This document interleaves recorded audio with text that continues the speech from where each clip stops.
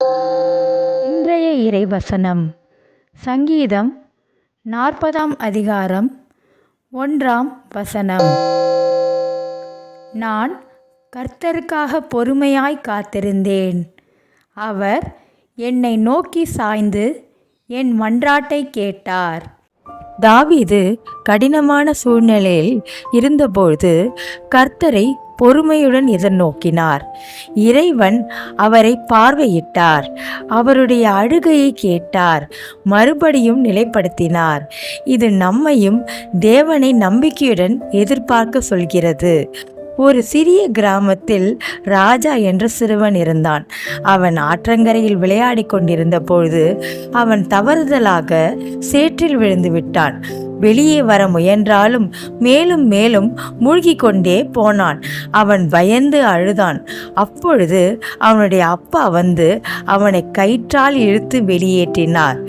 அதுபோல நாம் வாழ்க்கையின் சோதனைகளில் விழுந்தாலும் தேவனுக்காய் ஆவலோடு காத்திருந்து அவரை முழுமையாக நம்பினால் அவர் நம்மை காப்பாற்றுவார். நம்முடைய வாழ்க்கையில் சில விஷயங்கள் தாமதமாக இருக்கலாம், ஆனால் தேவன் நம்மை மறந்துவிட மாட்டார். பொறுமையுடன் எதிர்நோக்கினால் அவர் சரியான நேரத்தில் பதிலளிப்பார். இந்த விசுவாசத்துடன் நாம் ஜெபிப்போமா? ஜெபம். கர்த்தாவே, நான் எந்த சிக்கலில் இருந்தாலும் உம்மை நம்பி பொறுமையாக காத்திருக்கும் பலத்தை எனக்கு தாரும். என் மன்றாட்டை கேட்டு என்னை உமது கரங்களால் தாங்கும். நன்றியுடன் உம்மை புகழ்கிறேன். எங்கள் வேண்டுகோளை கேட்டு எங்களை உயர்த்தி பாதுகாத்திடும் கரம் நீட்டும். நன்றியுடன் உம்மை புகழ்கிறேன்.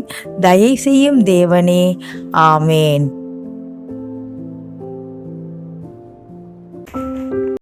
இன்று பிறந்த நாள், திருமண நாள் மற்றும் முக்கிய நாட்களை கொண்டாடுபவர்களை கடவுள் ஆசிர்வதிப்பாராக. தேர்வு எழுதும் நபர்கள், மருத்துவ அறிக்கைகள் மற்றும் தேர்வு முடிவுகளுக்காக காத்திருக்கும் நபர்கள், நிதி மற்றும் பிற பிரச்சனைகள் உள்ளவர்கள் பயப்பட வேண்டாம். கடவுள் உங்களுடன் இருக்கிறார்.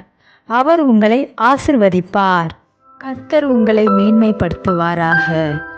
உங்கள் விசுவாசத்தின் அடையாளமாக ஆமேன் என்று கமெண்ட் செய்யுங்கள்.